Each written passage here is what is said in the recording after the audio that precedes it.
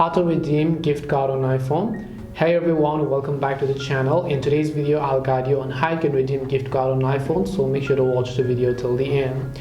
In order to redeem your gift card on iPhone, open up your app store here, then tap the Apple ID profile from the top right hand side of the screen, and then here you'll find this option called redeem gift card or code. Make sure to tap on this option. As you tap on this option known as redeem gift card or code, you'll see all this where you can choose to use your camera to scan the code, or what you can also do is you can just cancel this and you can just tap on enter code manually. Once you tap on enter code manually, all you have to do is make sure to enter the redeem code, tap the redeem option. Depending upon the value of that gift card, it is going to get successfully redeemed for your account.